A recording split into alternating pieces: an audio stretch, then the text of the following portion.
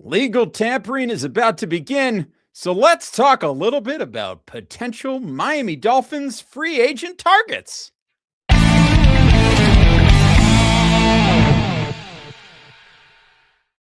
Hello,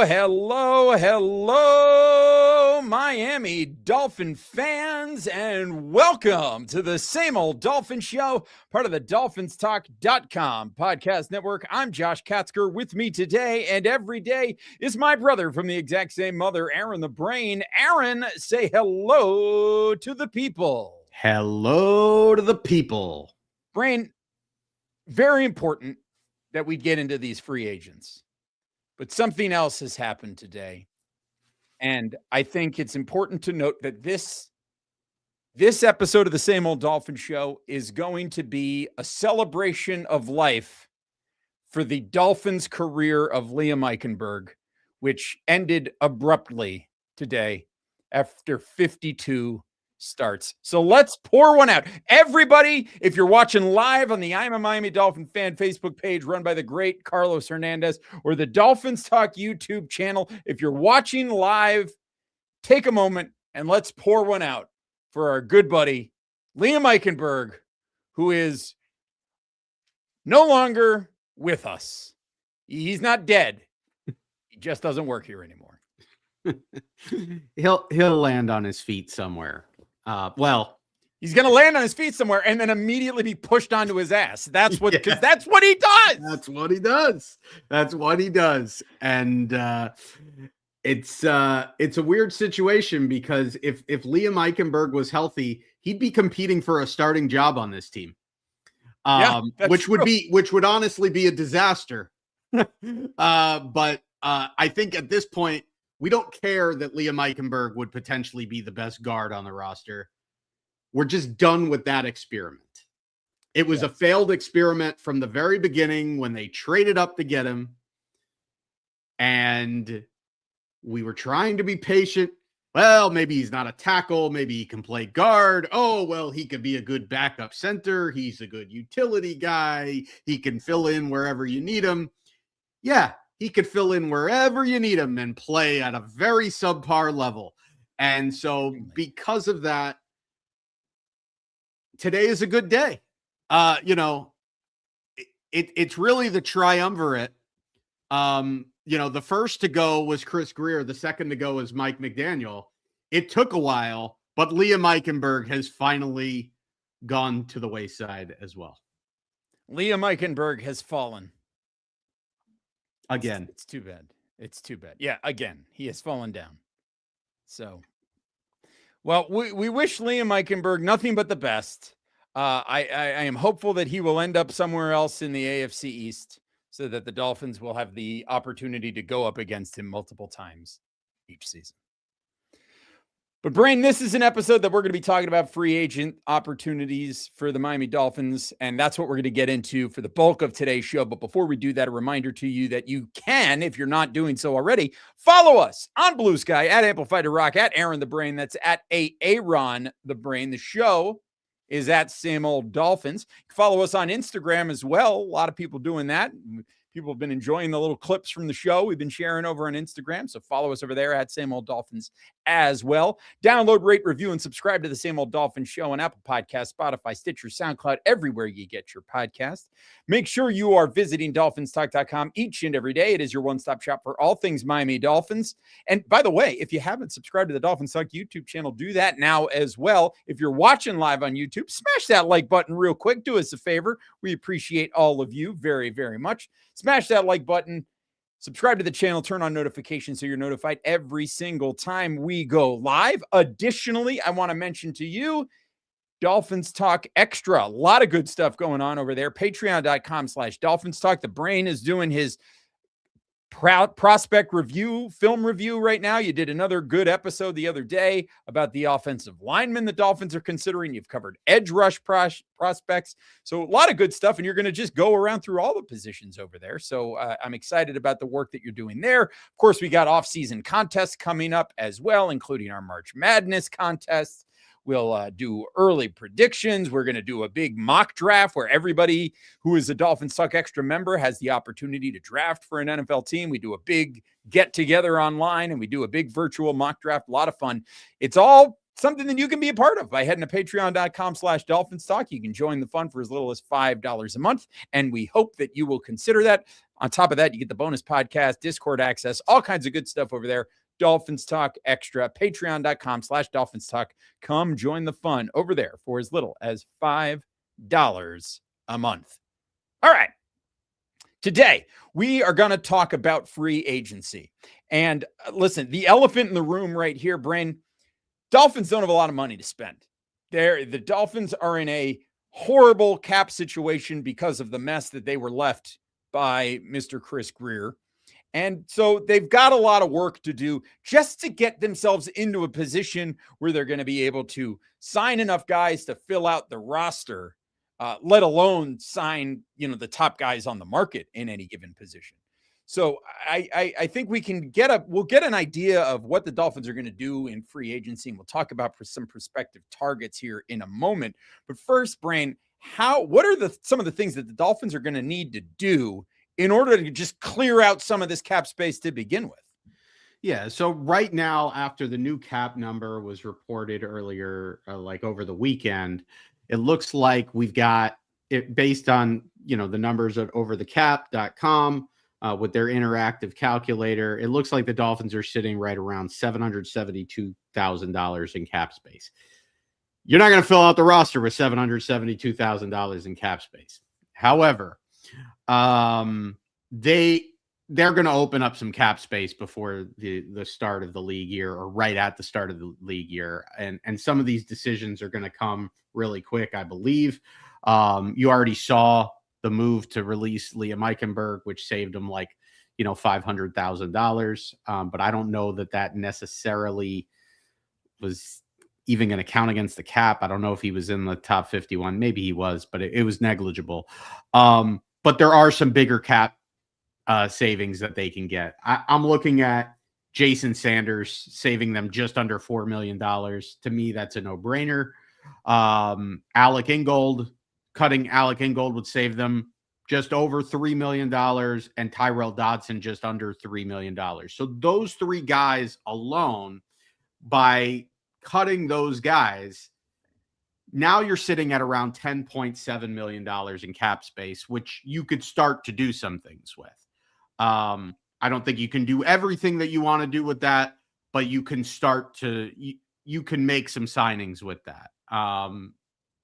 Now, what kind of signings are they going to be? We'll talk more about that in a little bit, but then you can also clear up almost $6 million of cap space by trading Minkah Fitzpatrick, which I believe is going to happen sooner rather than later. And so when that happens, now you're sitting somewhere above $16.5 million.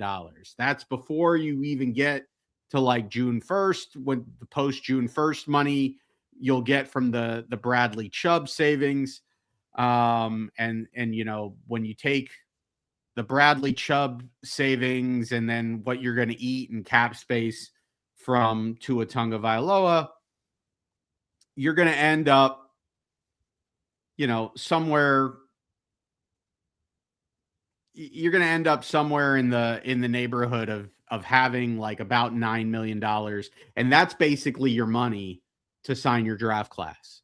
So like you get yourself up to like 16.5 just off of cutting a few guys and trading a few guys. And then you have the decisions with the guys that are coming into contract years with potential extensions, which would be Jordan Brooks, Aaron Brewer, and Devon Achane. Devon Achane, first and foremost, not making a ton of money as, he's still on his rookie deal and he is a running back. He's set to have a cap number of about $6 million this year.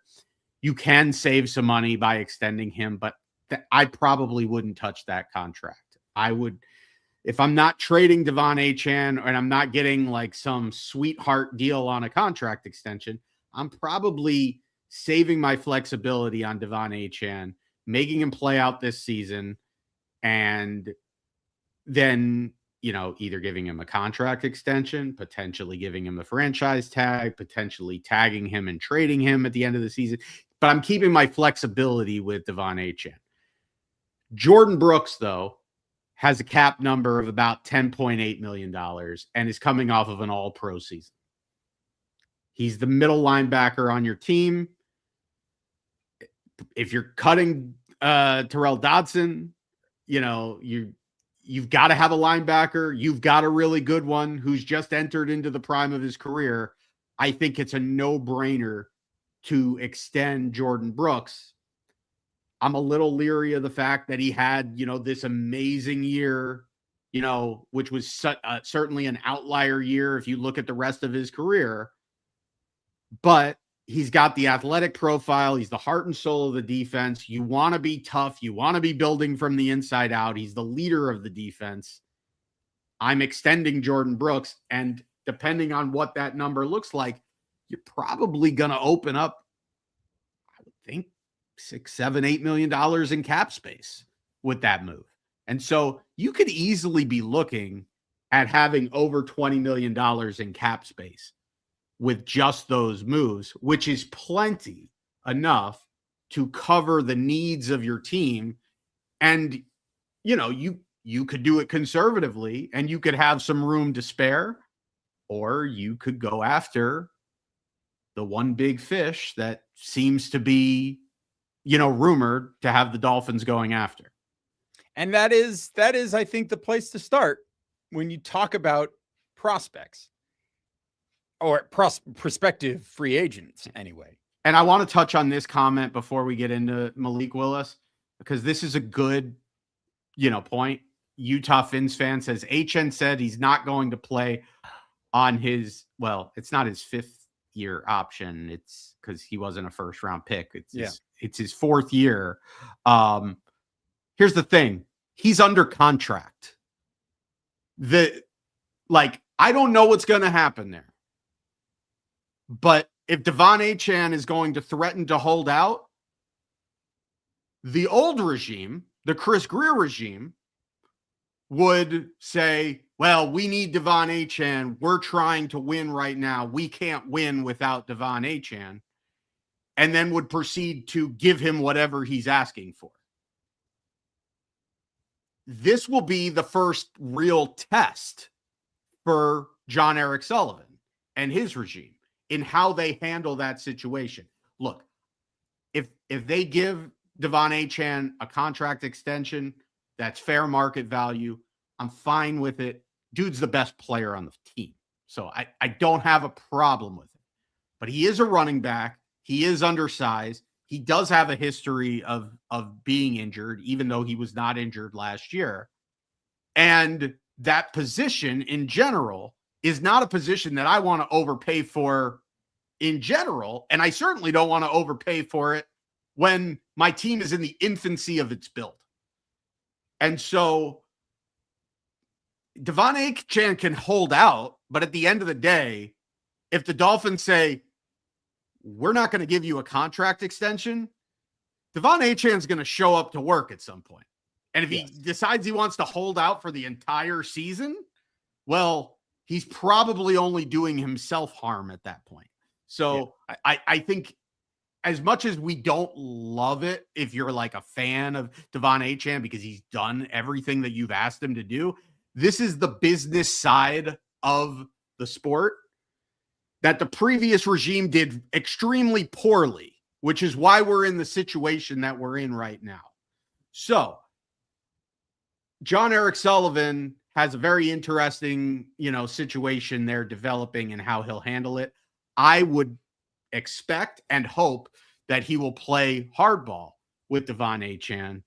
And we'll just kind of see how that plays out. But regardless of what they do with Devon Achane, I think it's a no-brainer to extend Jordan Brooks. And then I think it's a very interesting conversation with Aaron Brewer because they have to decide, is this the guy that they want to commit to long-term?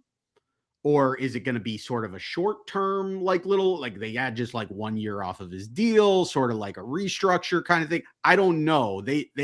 But I don't love the idea of just breaking the bank and giving Aaron Brewer a huge contract extension.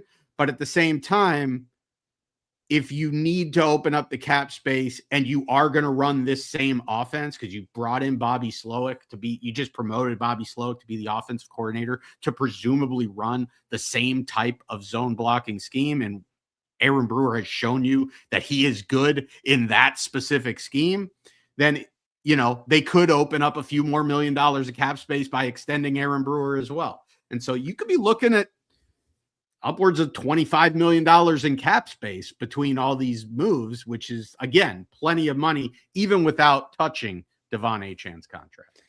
Yeah. So there are certainly possibilities out there for things that the Dolphins could do to free up some more cash if that's what they decide they want to do. I imagine they're going to need to make at least a few of them just in order to have enough cash available to fill out the roster. Because like we said, right now, in a lot of places with this team, the cupboard is bare right now. And it's because of that I find the conversation about Malik Willis, which is where we're going to start in terms of prospects. I think that I am very skeptical that this move is going to happen. I originally thought there was a chance because I didn't think he was going to command a huge, $30 million a year type contract. But it does sound like because of this particular class of quarterbacks in terms of who is available as a free agent and what is going to be available in the draft. And we know that it is not a very good draft for quarterback prospects.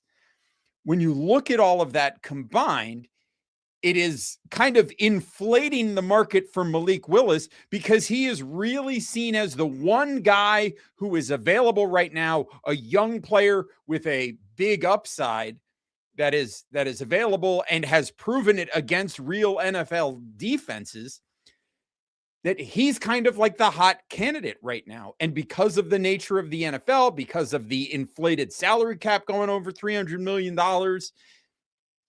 he's going to get paid more money than I think a lot of us were speculating about in December and January. I think you're looking at it now, he's going to be due a whole lot of money. And I think no matter how much the Dolphins have connections with him and no matter how much they might like him as a player, I think just based on what the Dolphins' current financial situation is, I have a very hard time believing that Malik Willis is going to be the next starting quarterback for your Miami Dolphins. We had a big discussion on the last episode we did a week ago, and go back and find it. It's the Dolphins Hire John Robinson episode. We had a big conversation about Malik Willis and whether you thought it was the right move or I thought it was the right move. We talked all about it. And as much as I think it might be, it is the kind of move that I want to see the Dolphins make. If the Dolphins are going to bring in a quarterback, they need to hire a young, athletic quarterback with big upside. That's the kind of guy, and Malik Willis fits that bill. But I also think the money is just not manageable, at least based on what we're hearing that his market value is going to be. If they can get him for something more like 15 million, maybe 20 million, okay, maybe there's a conversation for a couple of years, but anything beyond that, I think it's committing a whole lot of dollars for something that is, let's remind you, is not a sure thing. And so that's why I think as much as I like the idea, I just don't think the financials add up to me. Yeah, and I tend to agree with you, but it's what I said on that show, just in giving a brief synopsis, is that, look, if these guys want to come in and they've got conviction, I have no problem with them having conviction on a player and saying, look, we know this guy better than anybody else in the league, and we believe that this guy can be a star. And so they go out and sign him. My reaction to that will be, okay, but if this doesn't work, I have no more faith in your conviction, because it's a lot it's a lot of chips to put in the middle of the table on a guy that's thrown 155 passes when you're at where you're at in the build and there's no need to do it. Right. And so, like, if that's the swing that they want to make, and if that blows up in their face, it's not a good look. And yeah, it's really hard. It's really hard to justify taking that big of a swing when you've also got a general manager who has already told you, we're going to draft a quarterback and we're going to keep bringing in quarterbacks and we're going to keep bringing in competition. We're going to keep digging and digging and digging. It's like, and the first thing you're going to do is splash out a bunch of money on somebody who's not a proven prospect. I don't know. I mean, I'm again, don't get me wrong. If Malik Willis is the starting quarterback for the Miami Dolphins on week 1 of the 2026 season, I'm probably feeling better about the team than I am if Quinn Ewers is the starting quarterback. But again, it's a big risk and it better work. Yeah. And then you have a whole other argument of, well, what do you want this season to be? Because if Malik Willis comes out and like, he's better than Quinn Ewers, but he's not great, and this team goes like 6-11 and ends up picking like 8th or 9th in the draft, we're going to wish that we had just started Quinn Ewers and won 4 games and had a top 5 pick so that we'd have a better chance at actually getting the quarterback that's going to be our franchise quarterback. There's just a lot about it that I don't love. And I want to transition this because I think this is a perfect chance to segue into talking about potential other free agent targets. It's like, so on Spot Track, they have their calculated market value of what they estimate, certain players, certain free agents are going to make. And right now they have Malik Willis projected to get an average annual salary of $35.5 million. Again, it might come in lower than that. It might come in higher than that, but the dude's going to get starter money and it's going to be a big deal. You know where they have Mitchell Trubisky at? Market value? $4.4 million. Wow. And I'm not going to die on the hill of Mitchell Trubisky having a tremendous amount of upside, but I think he's got some. And I think I'd rather, if I'm giving out a 2-year deal, I think I'd rather throw out a 2-year deal for like $10-11 million at Mitchell Trubisky and have it be an open competition with Quinn Ewers. And if it doesn't work out, whatever. I think I like that better than giving Malik Willis somewhere around $25 million a year and giving him the keys to the starting quarterback job. Because let's be real, if you're paying Malik Willis $25 million a year, and that's probably what you're going to have to pay, if not more, to get him, it's not going to be a quarterback competition. Let me ask you this. Do you think that a guy like Mitchell Trubisky has the upside of being your long-term franchise quarterback? Stranger things have happened. You're talking about a guy that was a first-round pick who got some starting experience and wasn't terrible, and then has been a backup to the best quarterback in the world for the past couple of seasons. Stranger things have happened than a player that has that type of pedigree bouncing around a little bit and then finding a home and, being comfortable and becoming not like a top, best quarterback in the league type of player, but a very solid franchise quarterback. I mean, well, I think it's also fair to say that he had an opportunity in Pittsburgh and didn't do anything with it either. He had an opportunity in Pittsburgh with a coaching staff that historically is not very good at developing quarterbacks. Well, they had Ben Roethlisberger, and Ben Roethlisberger did great. Like, if you have a transcendent talent, then okay. Okay. Well, the point here being, if you feel like Mitchell Trubisky does have the upside of being your franchise quarterback and leading you to the promised land, then fine. Then I will accept that as a possibility. The way that I look at it, there is if the Dolphins are going to bring somebody in and pay for him to come in, he can't be a bridge guy. That's a useless thing to do. It's useless to bring in a Tyrod Taylor. It's useless to bring in, somebody along those lines. It's useless to bring in Joe Flacco. It's useless to bring in Case Keenum, those types Agreed. of guys.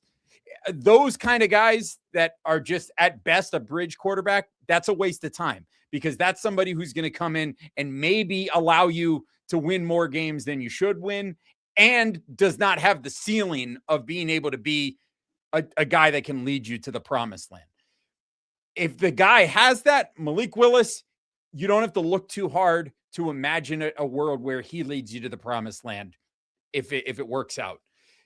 A guy if you think Mitchell Trubisky, I tend to disagree, but you believe that it's possible, fine.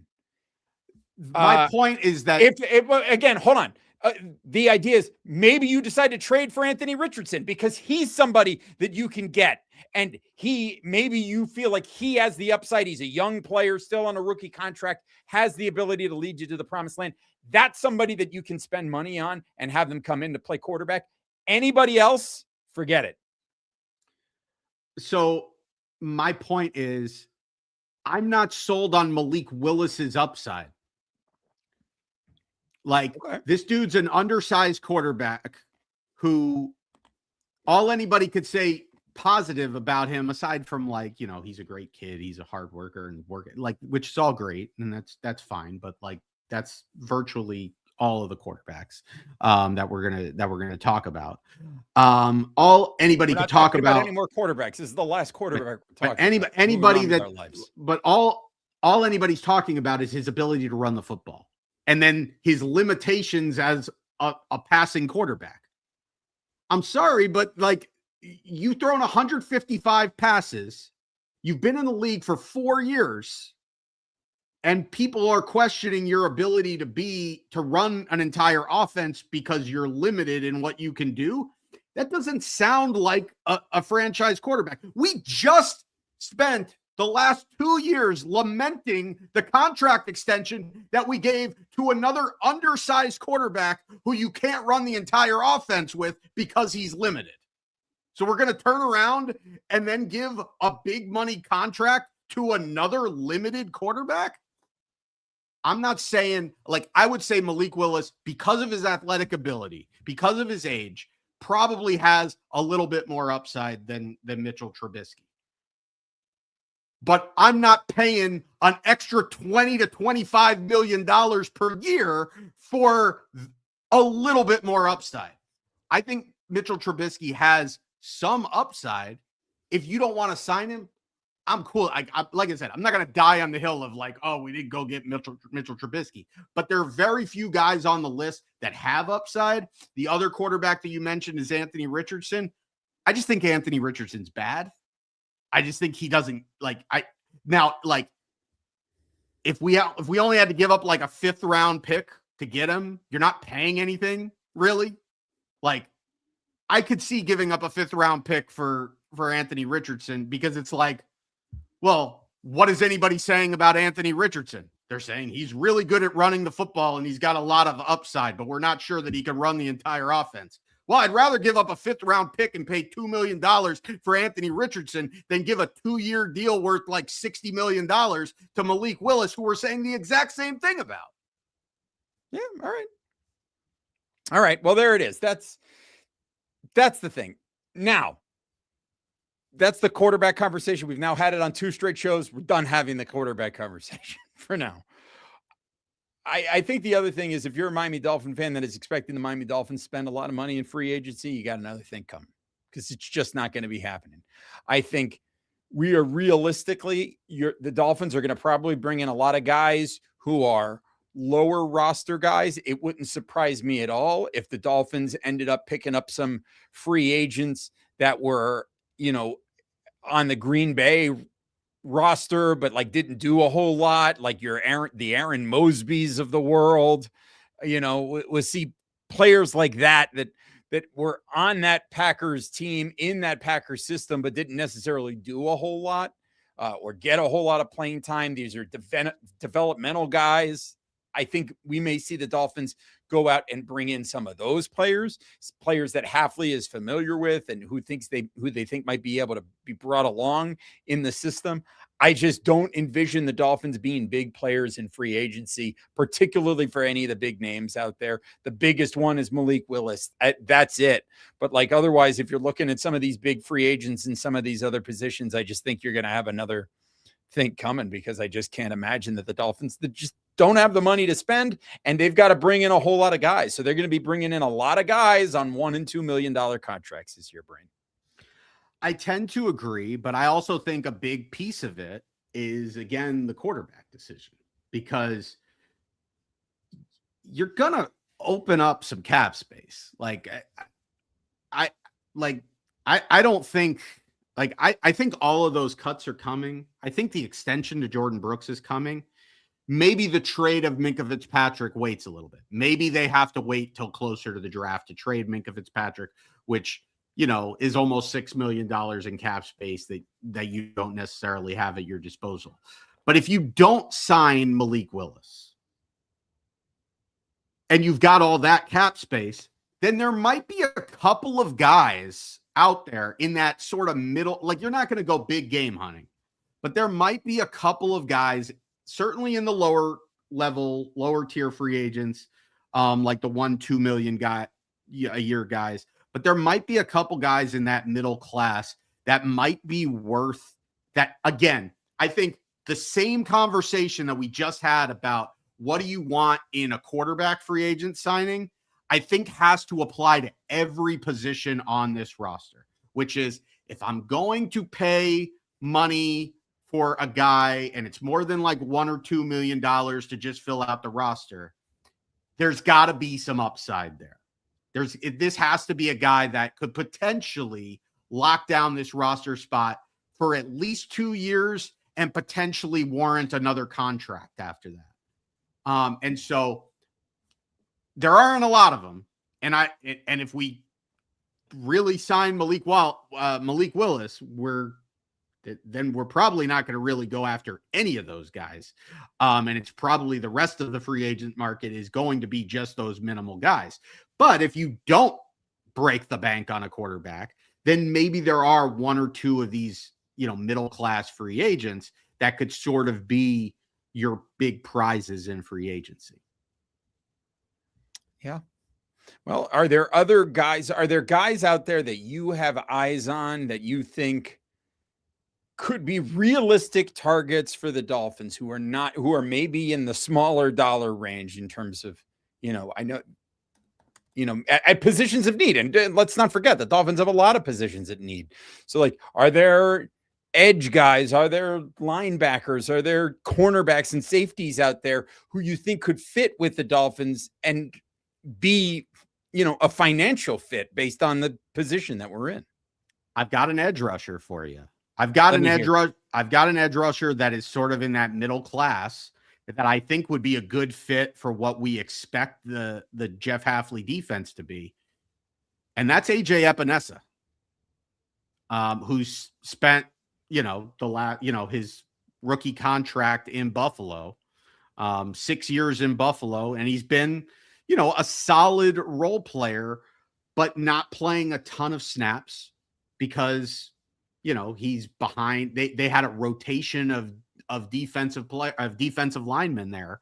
But AJ Epinesa is a guy who at 6'5", 275, he's a big guy. He's got long arms. He can set an edge. He would be something at the edge rusher position that currently the Dolphins do not have on this roster, because really all you have is Chop Robinson and then some future contracts on other edge rushers that are not edge setters. I really like the idea of AJ Epinesa. Right now, Spot Rack has his calculated market value projected at $6.4 million per year. Again, that's not a it's not a small number, but it's also not a huge number. And if you're not going to go out and break the bank at quarterback, AJ Epinesa could absolutely come in and either start and be like play 60, 70% of the snaps for you at defensive end, or he can be, defensive end 3, depending on who else you bring in, because I think we all assume that the Dolphins are going to draft at least one edge rusher. But the Dolphins probably have to bring in at least 2 edge rushers this offseason. So like, are they going to draft 2? Is it going to be a shoe-in that if they draft 2, that both of them are going to be there? Are going to be like ready to start and ready to play significant snaps day 1, year 1? You might need to bring in a veteran, and AJ Epinesa is 27 years old. This is a guy who is in the prime of his career, or just scratching the surface at the prime of his career. This is the type of move that I would be completely okay with. Okay. So that's somebody. Are there other guys out there that you have your eyes on for the Dolphins? Another edge rusher who I think fits into the lower tier, as far as like just a dart throw. I'm looking at guys that, like, again, young players. Maybe it didn't work out on their rookie contract. Maybe they bounced around a little bit early in their career, but they were highly drafted players. Azeez Ojulari, who was a second round pick of the Giants and had some fairly productive seasons for the Giants, but never really stuck as like a star there, and then was signed by the Eagles and had hamstring issues that basically, took him out for 2025. But his projected market value somewhere around like $2 million. So like, get a guy with that type of pedigree, again, a guy that can come in and compete, that you're paying like $2 million a year for. To me, that's the type of move that I would be down with. I don't need them to go out and bring in like some mercenary 34-year-old guy who is just going to be here for a year. Number one, a 1-year deal isn't going to be great for the cap. And number 2, there's no upside there. So again, younger players who have potential, who have upside, and maybe for whatever reason it just hasn't panned out, and you could throw a dart throw there. If you're looking for more established guys, then you're going to start getting into that middle class, or end up having to start paying a premium, which I don't think the Dolphins are in a position to do. But at edge rusher, I like AJ Epinesa. I like Azeez Ojulari as possibilities. I was looking at the cornerback list. I mean, and frankly, I was looking at a lot of these lists, like by position. There's not a lot of exciting names on there. I think the Dolphins are going to sign some guys who are going to be dart throws, that are going to be like a lot of these, like $1 million, $2 million, like guys that the common fan has not heard of, guys that have bounced around and played very few snaps, mostly on special teams. And they're going to bring them in to just compete, to fill out the bottom of the roster and just have competition with the young guys that they bring in, the guys that they draft, the undrafted free agents. I think what stands out to me at cornerback, the Dolphins tendered Ethan Bonner. So they brought Ethan Bonner back. Yep. So they have under contract Ethan Bonner. Yep. Juju Brents, Storm Duck, and Jason Marshall. They have 4 corners under contract. Yeah. And then you've got Kader Kohou as, going to be an unrestricted free agent, but coming off of an injury. He's been cleared to return to practice. When I look at like the cornerback list, I'm probably either trying to bring back Kader Kohou, or I'm trying to bring back like Jack Jones or Rasul Douglas. Like, I'm just like, the names on here are not inspiring at all. And so I think you just, and I think ultimately you're going to draft a guy too, but like, they might not even bring back Kader Kohou. They might say, hey, we got 4 corners here. we'll bring in a UDFA and we'll draft a corner really high, and we'll have 6 corners that are, and maybe we'll bring somebody, one of these guys that are like, for like $1 million on like some vet minimum deal. Like they might not even spend the $2 million or whatever it would take to bring back like a Cater Kohu or a Rasul Douglas or even a Jack Jones. Although I think Jack Jones, because of his age and how he played last year and stayed out of trouble, I think he'll probably get a higher contract and probably price himself out of Miami. If the Dolphins do not spend money on Malik Willis, do you think a guy, an offensive lineman like Elijah Vera-Tucker, who granted has got injury history, do you think that's a guy that they'd be willing to pay? I looked at Elijah Vera-Tucker and I was like, man, this makes a lot of sense. Makes more sense if Chris Greer was the GM. But that's exactly the problem, is that we just have to stop. We just like you just can't. It becomes very difficult to justify because you just let James Daniels go. You had James Daniels under contract. Yeah. You're going to give Elijah Vera-Tucker the same contract who has the same issues? I don't know if you're going to get Elijah. I don't know if you're going to get Elijah Vera-Tucker for the same contract that you had James Daniels on. So here's where I was looking at it. I'm going to try to pull him back up. His market value right now is actually, it's like $12.8 million. So can I propose a guard I'm not Dolphins paying to bring in? Yeah. For probably pretty cheap. He's a free agent. I already know where this is going. What if they signed Liam Eichenberg? Oh no, that's not where I thought this was going. I thought you were going back to the Isaiah Wynn bucket. No, I thought you were going to the Dan Feeney bucket. Oh, well, I mean, Dan Feeney is always somebody that I'm interested, although I don't think he fits the profile here. But yeah, Liam Eichenberg's a free agent. That's kind of the issue when I'm looking at some of these free agents, is that I start looking at this list, and then you start looking at the guys that are in like the price range of what you'd be willing to pay. And then you start looking at the names and you're like, oh, maybe we'll just bring back Noah Igbenogany. Yeah. And when you start saying things like that, you just start realizing maybe we really shouldn't spend any money there. And maybe we should just draft, just bring in a bunch of these. That's what I think when you talked about those moves off the top. I think those moves off the top are like the kind of things that we're going to see the Dolphins do. And it's more about just making sure that you can bring in the bare minimum to field the team this year. I think it is.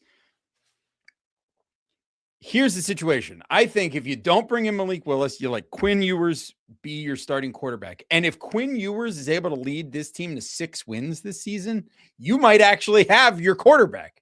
Like, it's that kind of situation with this team. It is just, this is not going to be a good team. They're not going to be able to spend money. They're not even in I would argue they are not in a position to spend big money on some of these top free agents, because this is not going to be a competitive team until 2027 at the absolute earliest. And I think it's very likely that you're looking at 28 before this team is truly competitive. And so I tend to agree. I think another piece of the puzzle to keep in mind is that even if they open up the cap space, they don't have to use it. They've got a bunch of dead cap space that they're still going to be eating next year, particularly from the Tua contract. And what you don't use, you can roll over to the next year, which will make it a lot easier to fill out the roster that you want to fill out next year.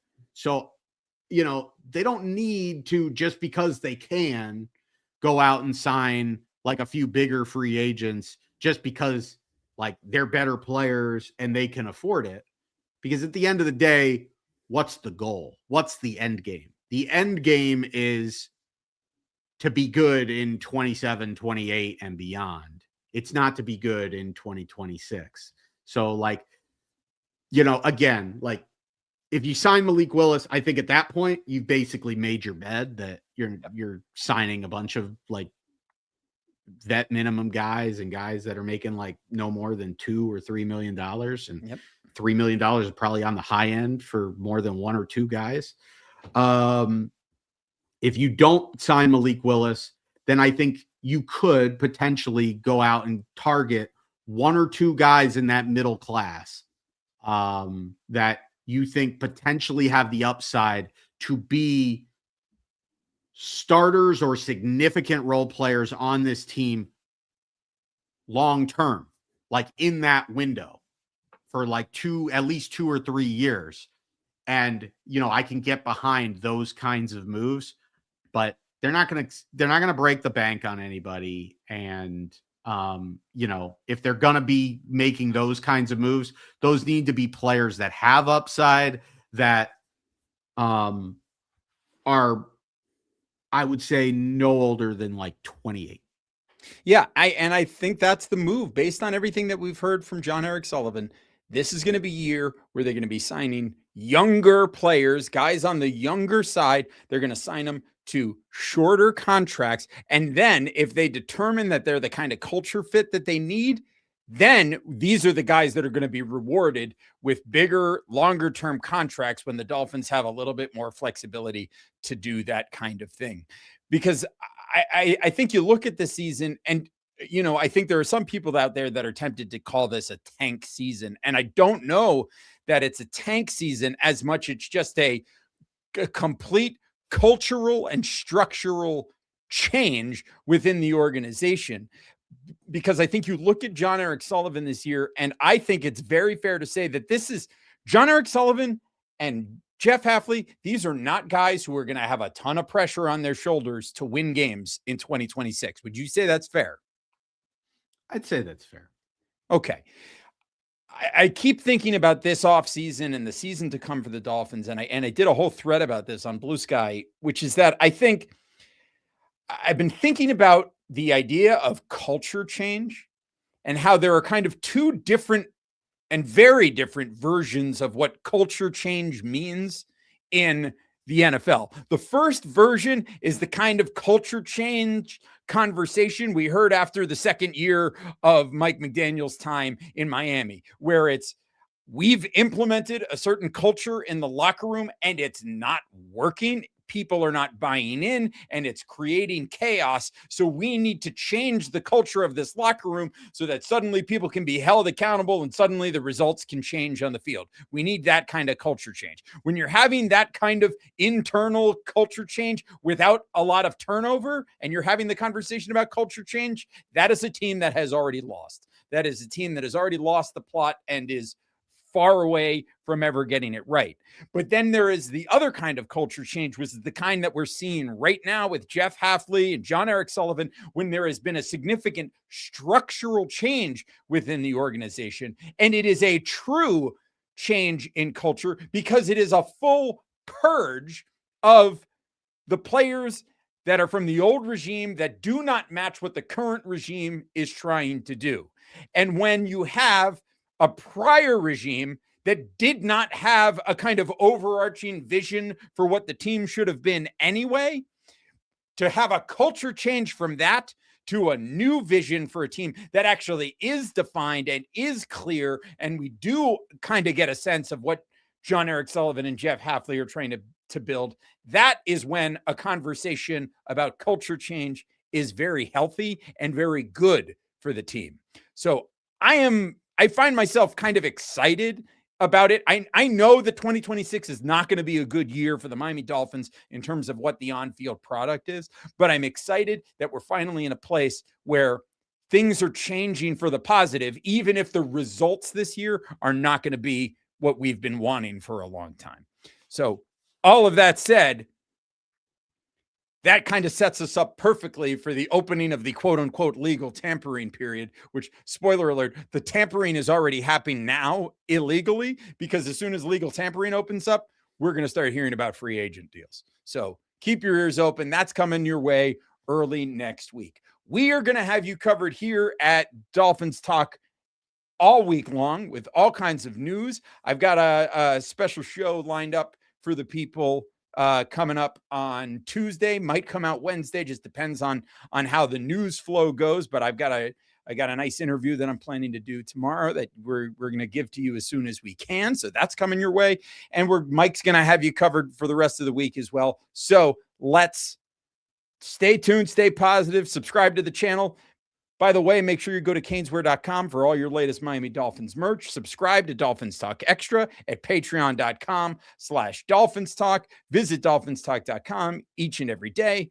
Share, subscribe, follow, like, do all of the things. But most of all, thank you for listening. Thank you for being a fan of the Miami Dolphins. Thank you for being part of the family. We appreciate you. That's going to wrap us up. Until next time, take care of yourselves and each other. And as always, go Dolphins! Ready to get frisky for Trubisky?